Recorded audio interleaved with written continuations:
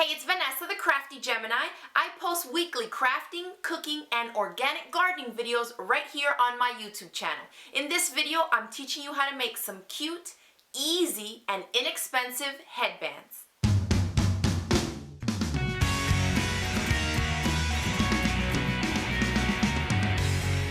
So these are real simple to make. Let's go over the materials first. For the headband material itself, it's going to be this FOE, or what we call fold over elastic.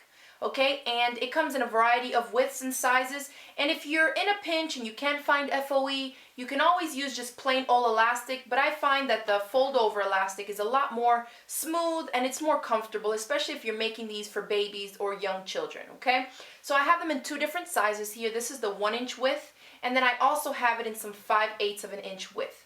And I'll include a link in the description box below this video here on YouTube where you can click so you can know where you can find the fold over elastic. Then you're also going to need a pair of scissors and some fabric glue. The one that I have here is stretchable, and it's specifically for stretch fabrics like t-shirts and knits, and so that's what I like to use for the fold over elastic because, again, this is going to be stretching, okay? And it is permanent and it's non-toxic, so this is the one that I prefer. I'll include a link in the description box below where you can find this as well. Then you're going to need a sewing machine. You can also do this by hand, but we're just going to be faster with the sewing machine. And then I have coordinating thread in there, so I'm going to show you with a white. So just match your thread to whatever the fold over elastic or the plain old elastic that you'll be using, and that way the stitching won't be that noticeable.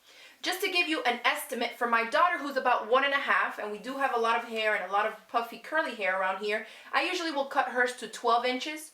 And so then keep in mind that it looks kind of small, but the fold over elastic does stretch quite a bit, okay? Then aside from that, all you need are your cute little embellishments. And these you can make yourself, but I have some really cute ones here that Simplicity sells on their website, and I'll include the link on the description box below where you can find these. They're really inexpensive and they're super cute, and of course it's just another step for you to save time when you're making this, because all you really need to do is, I'll show you now, we're going to cut a piece of our elastic. I'm going to measure hers at 12 inches or so, and then I'm going to add an extra inch for seam allowance. So we'll go 13. Okay, and you can just estimate it. Remember that the elastic has a lot of stretch and a lot of give. Now we head on over to our sewing machine and turn it on, and I'm just going to overlap it by 1/2 inch on each side, so 1/2 inch on one and 1/2 inch on the other. So that's going to take up the 1-inch seam allowance that we added extra. And I'm going to select a 3-step zigzag on my machine, and that's just the one that I prefer to use when I'm working with elastics. If your sewing machine does not have a 3-step zigzag stitch, feel free to just use a plain zigzag. That'll work fine as well. And then all I'm going to do is feed this under here and zigzag the ends.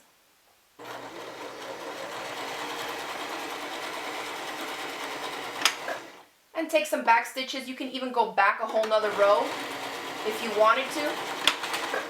Okay, just to re-secure that in place. And you can see I have a headband done. You can go on the inside here and just cut off that excess. And there it is. Okay, so this is what the outside is going to look like. Now you have a few different options. You can leave this mark as the back side, or if you want it to just look like one continuous loop for your headband so you don't see this actual seam, what you can do is glue your embellishment right where that seam meets, so you get a cleaner finish since it's going to be hidden under there. So that's what I'm going to do. I'm going to take this really cute green flower embellishment, and I'm just going to add some glue right to the back side. Remember, this is fabric glue. You don't need to use that much. And I'm just going to stick it right where that seam is. And I'm going to hold it in place for about a minute or so.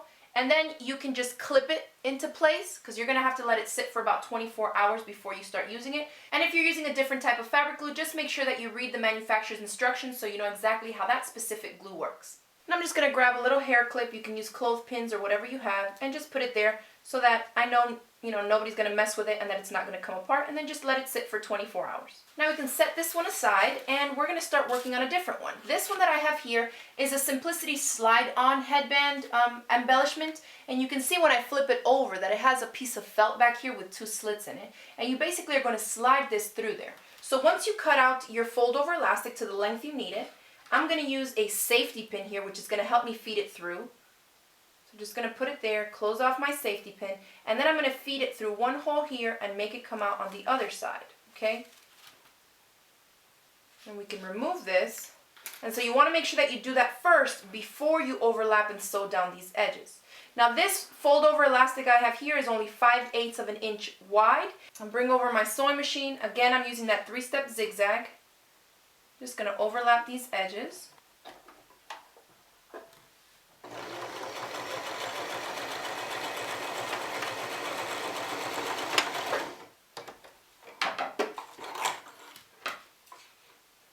So there it is, and because this slides right through there, we don't have to actually glue anything into place. You can just slide it around, so that works really well. You can slide it so that it covers the seam that you created here, overlapping these edges, or you can just put it on your child's head and then just slide it over depending on where exactly you want the embellishment to be. So that works nicely as well. Okay, so I hope you enjoyed this tutorial on how to make these really cute and inexpensive headbands. Now for some good news, our friends at Simplicity have been kind enough to offer up 3 different bundles of the different embellishments that you can put on top of your headbands, and I'm going to be offering it up to 3 of you lucky winners. My giveaway is open to international viewers as well, since I'll be shipping them myself. To enter the giveaway, it's real simple. All you need to do is make sure that you've clicked that subscribe button right there so you won't miss out on any of my new videos. Then I'd like for you to hit this video with a thumbs up below, and then lastly, go ahead and leave me a comment underneath this video right here on YouTube, letting me know who you plan to make some of these adorable headbands for. Is it for yourself, your kids, grandkids, nieces, whatever it is? I want to hear from you all. So good luck to everyone entering the giveaway. A huge thanks to Simplicity for offering up such really cute embellishments, and thanks for watching. I'll see you next time. Bye.